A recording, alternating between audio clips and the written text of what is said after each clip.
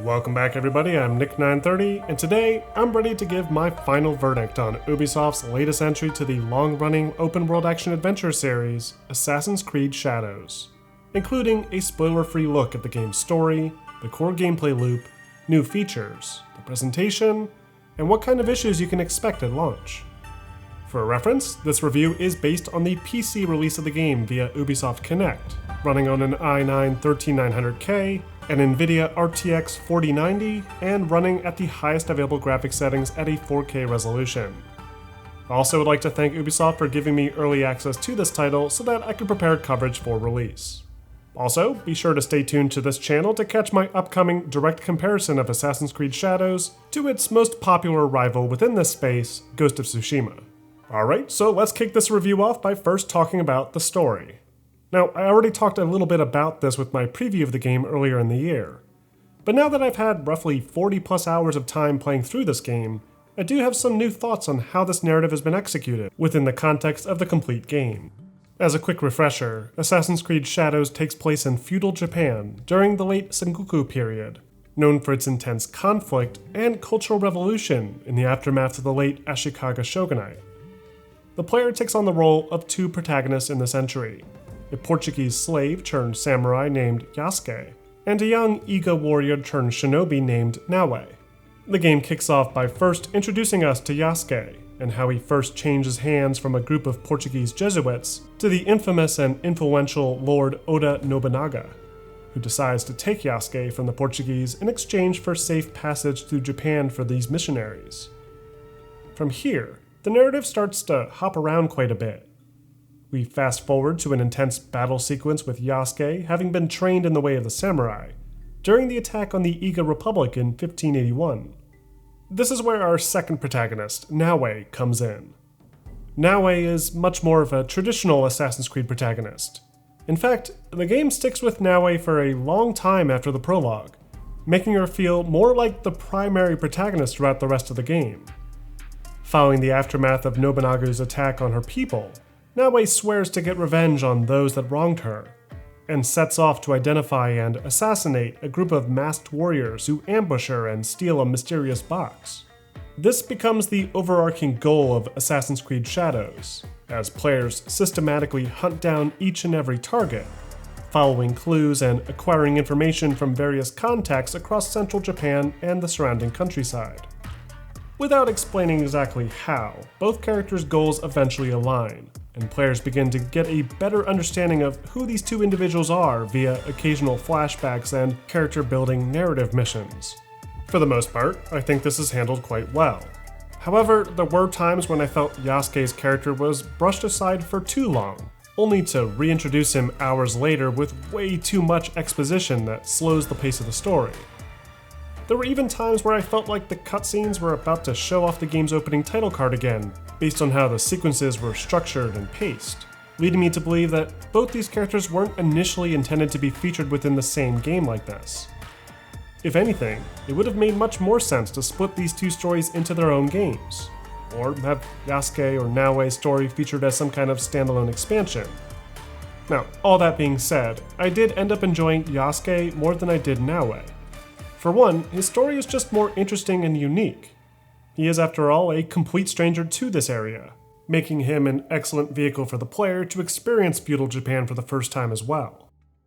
Naue's story, on the other hand, feels like it's playing it a bit too safe. We've seen her story dozens of times now in this series.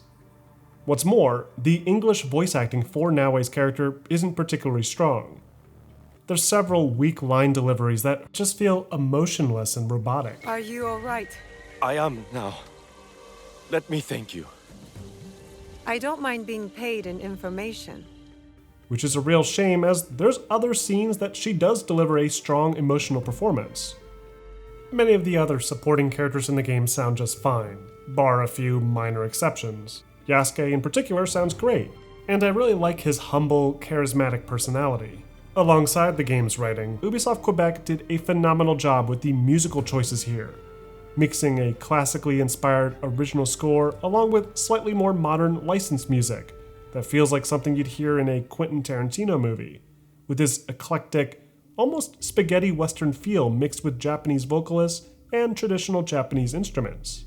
The music also is nicely tied into the action as well, with smooth transitions based on the threat level and combat that helps to elevate Shadows in a way I haven't seen this series accomplish in recent memory.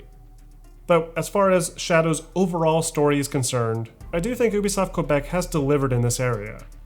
It doesn't build all too much on the present-day narrative to the dismay of longtime fans interested in that aspect of the series, but its story overall feels more contained and more focused than Valhalla or Odyssey did, which alone is a welcome improvement. Progression throughout the game is handled about the same as always. By completing story missions or optional side missions, players are rewarded XP towards an overall player level, with higher ranks being progressively more challenging to obtain. As players rank up, they'll be able to access more areas of the map, with the improved damage and health making it practical to take on these higher level enemies that occupy the regions. Alongside this though, is a separate skill tree called Mastery that requires two criteria: a mastery point earned by leveling up, and knowledge points that are required to unlock higher tiers of player abilities. By requiring both of these criteria, players can't just rush through the story and unlock all the game's most powerful attack moves. They'll need to spend a bit of time exploring the game world as well. Thankfully, these soft requirements aren't too difficult to overcome. Knowledge points can be rewarded simply for completing certain side missions or praying at a shrine, and while these higher tier abilities are worth unlocking, they're also not a requirement to progress through the story. Now, let's talk a bit more about the core gameplay experience, starting with the game world. After a lengthy intro sequence that reintroduces the basics along with a few new mechanics, AC Shadows eventually lets players off the leash into a massive sprawling open world environment, based on the mountainous countryside of mainland Japan. The playable area is huge, as you can probably already guess, on par with the size of games like Odyssey or Valhalla, and sectioned off into distinct regions based on real-world locations like Kyoto, Osaka, Omi, and the Iga province. Interestingly, a lot of these locations seem to be more restrictive than areas in past Assassin's Creed games, due to the nature of the terrain itself.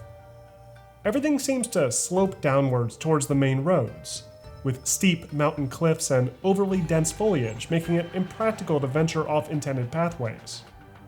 It occasionally opens up with larger farmlands and expansive city areas, but it feels like the actual size of the playable space in this game is somewhat smaller than what it would initially seem. At the same time, this does keep the experience a little bit more focused this time around, funneling players towards actual points of interest, and ensuring that the core mission structure remains a constant focus for the player. Once you get out of the opening mission cycle, the game lets you begin tracking your targets manually, using the target menu to track objectives in the world. Only, by default, tracking doesn't reveal the location of that objective on the map. Players instead need to follow clues received from previous objectives to narrow down the location themselves. This is where the new scouting mechanic comes into play. Unlike Odyssey, Valhalla, or even Ghost Recon Breakpoint, that has you using these 3 hints to find an objective blindly, Shadows makes this a bit more manageable by letting you guess the solution by sending a scout out to the approximate location identified by that hint. If you're close enough to that target, the icon will then appear once you send out your scouts, allowing you to follow a traditional waypoint to your objective. The catch is that these scouts are limited, and recharge very slowly. You can alternatively send out multiple scouts to one location and increase their range, or upgrade the scout's effectiveness at the player's main hub. But the idea is to use those clues to find the objective yourself, and not just blindly follow waypoints all throughout the game. If you're not up for solving a puzzle with every objective, you can easily turn this feature off as well, which is a nice touch for players that want to get through the game more quickly. Now, let's take a look at the changes that were made to the game's stealth systems. As its title suggests, Shadows fully embraces the game's lighting system to finally let players take advantage of dark environments and sneak around undetected. Shadows cast by structures, especially late at night, will make the player practically invisible to enemies. To expand these shadowy areas, players can even toss blades at certain light fixtures or blow out candles, harking back to Ubisoft's days with Splinter Cell over 20 years ago. They've also dipped a little bit into the Metal Gear saga here too, with the ability to drop into a prone stance for the first time in the series, allowing Naoe to crawl through tall grass and sneak under elevated structures. Naoe in general is an exceptionally nimble assassin. She'll effortlessly flip off of everything, with really smooth animations that are extremely satisfying when coupled with the smooth parkour lines across rooftops. Mix this in with things like the new grapple hook that lets you climb up feudal Japan's many tiered pagodas, and Naoe is a no-brainer for players that want to quickly scale a castle without being seen. But despite her heightened parkour capabilities, I did find it odd that climbing in the more rural, mountainous regions feels considerably less forgiving. Naoe doesn't seem to want to climb on any of the rocks or cliff sides, and it's difficult to determine which rocks you actually can latch onto. Once again, limiting players to sticking to a very specific path when outside of major city centers. But for areas where you are supposed to be climbing, Naoe is definitely the go-to for that classic Assassin's Creed parkour experience. Yasuke, on the other hand, is easily the weakest climber in Assassin's Creed history. He's slow, he's bulky, and he's not able to perform any of those acrobatic feats of his partner. It is harder than it looks. He's instead built to be a tank, with an emphasis on going in loud with brute force. In fact, he can even sprint straight through weak doors and knock over enemies. He can also endure significantly more damage in battle, making him a great choice when dealing with larger groups of enemies, or if you just need to mix things up after sneaking into your 10th enemy compound. Because his entire gameplay focus seems to revolve solely around his combat capabilities, it's a bit surprising to see just how limited his pool of combat animations are. There's some great animation work, don't get me wrong, and the combat in general feels very satisfying. But there's also only what seems like 2 or 3 finishers per weapon, and only about 3 primary weapons to choose from per character. For this reason, I found myself often swapping back to Naoe after completing any objective with Yasuke, as I found her gameplay to just be more rewarding and interesting. Not to mention her own combat capabilities are plenty capable as well. Regardless of who you choose to play as, the combat functions somewhat similarly to the previous Assassin's Creed titles. Players have a light attack, a heavy attack, or can choose to press and hold either button to charge up and perform a posture attack, useful for breaking an enemy's guard.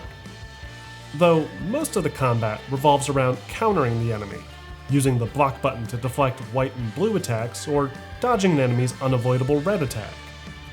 These blue attacks appear to be a new feature referred to as flurry attacks that require the player to block multiple enemy strikes in a row. If the player can successfully deflect or avoid any of these attacks within a certain window, they can open up the enemy with a stagger effect, which will leave them vulnerable long enough to drop their health a great deal. In general, it feels very good. It's fast, it's responsive, and the effects like sparks and the brutal, gory finishers are a nice touch. But like I said, there's only a handful of finisher animations here per weapon. It would have been nice to see a lot more variety in this area, especially considering the great multi-enemy cinematic finishers that the series had featured several years before. So, what else is there to do in Assassin's Creed Shadows aside from sneaking around and killing soldiers? Well, the world of Shadows is vast, with dozens of iconic locations from across feudal Japan. Important landmarks can be logged by observing animus glitches at their location, and many of the more prominent structures house small bonus objectives with extra XP and knowledge points offered as rewards. Temples, for example, usually hide 2 or 3 small scrolls within the area that can be spotted using the observe function. Shrines require the player pray at 2 or 3 prayer locations, and castles task players with killing 2 or 3 powerful samurai warriors, and then using a key to unlock a chest for a rare loot item. Additionally, players can discover interesting Japanese wildlife in the countryside that, if they approach carefully, can even be captured using the traditional art of sumi. Meanwhile, Kujikori locations can be used to meditate, with a sort of Simon Says minigame that, if done correctly, will trigger a flashback sequence to explore a character's past. Then there's the archery challenges that Yasuke can undertake, Paths of Valor that offers some parkour challenges for Naoe, secret tombs that are like underground mazes, and the kata that challenge players to complete specific attack combos. Alongside these open-world activities, Shadow also spends a great deal of time emphasizing its new base management system called the Hideout. The Hideout is your main base of operations that players will steadily build over time using several resources found throughout the world. Resources like straw, stone, wood, and money all contribute to constructing new units to the central structure, each with important benefits that will help Naoe and Yasuke in their journey. Building a forge, for example, gives players access to a blacksmith that can upgrade any gold legendary gear you found so that it matches or exceeds your current player level. The more structures that are built, the more scouts are unlocked to use as well, which makes it easier to find targets, and easier to collect larger stockpiles of resources found in highly fortified locations. Personally, I didn't find myself all that interested in this feature, as the structures themselves aren't all that interesting outside of some of the decorative assets and animals that can be placed. Additionally, the grid system feels extremely limiting at times, making it difficult to craft more detailed spaces. Another important feature in Assassin's Creed Shadows is the inclusion of seasons. Not only do these seasons add some nice visual variety to the game, but things like wanted levels and scout respawns are also tied to the seasonal progression. Seasonal weather can also offer some benefits to the player in how they traverse the world. Winter months, for example, freeze over lakes and other bodies of water, opening up new pathing opportunities to castle walls surrounded by moats and rivers that would have otherwise been difficult to climb. Though this also means players won't be able to use the water to hide or sneak around using a reed snorkel, so it really depends on how you plan to approach your objectives. And that brings us to our final topic, the overall presentation. Shadows is gorgeous, and I say that after having spent a lot of time the week before playing through Kingdom Come Deliverance 2. It's without question the best looking game in the series' recent history. From its beautifully rendered character models and improved animation, to the incredible scale of its environments, the level of detail throughout its dense urban city centers, and the fantastic new wind simulation. This, coupled with the changing seasons that offer seemingly endless variety as you trek across the landscape, helps to elevate Shadows in a big way. What's more, it's extremely well polished. Whatever they needed those delays for worked in their favor. The game runs beautifully on the PC, with consistently high frame rates and no discernible traversal stuttering as far as I could tell. And effects like ray-traced reflections and ray-traced global illumination all look phenomenal. The game just looks and runs beautifully. That doesn't mean the presentation side is flawless though. There were a couple annoying quirks that I noted throughout my playthrough. For one, I found it extremely difficult to see inside structures, especially at night. And from what I could tell, there's no ability to take out a torch like in the past Assassin's Creed games. Meaning you're stuck relying on pre-lit candles or enemy torches just to see where you're going. You can turn on eagle vision to get your bearings, but it's annoying to have to rely on this secondary feature just to see. It's also annoying that you can't manually change the time of day, especially considering how much easier it is to sneak around at night. It was offered in previous games, and there's already an option to skip seasons, so it just seems like an oversight to not include it this time. Otherwise, Assassin's Creed Shadows looks and runs great, and from a presentation standpoint, is one of the most polished entries in the series at launch that I've experienced. So overall, Assassin's Creed Shadows is easily the best entry to the series in years. Valhalla impressed me visually when it released, but I found myself not as engaged with its story after a decent amount of time playing through it. Mirage, likewise, was a nice return to the classic stealth action formula, but just felt like it was retreading the same ground again. But Shadows finally breaks into the Far East with an incredible game world to explore, along with some great combat mechanics, focused gameplay systems, and mission structure, along with some fairly interesting characters to explore. I do feel Yasuke and Naoe's narrative could have benefited from being two separate games altogether, and that Yasuke's story is a bit more interesting overall, as is his voice acting performance. Though Naoe's evolved stealth mechanics make her far more fun to play, leaving me torn on the occasional choice of which character I want to play as. Though, regardless, I found myself having a lot of fun with this game, and I look forward to exploring its world further, especially in how it compares technically to its various competitors. But what do you guys think? Are you interested in Assassin's Creed Shadows? Let me know in the comments section. And don't forget to like and subscribe for more content like this posted every week.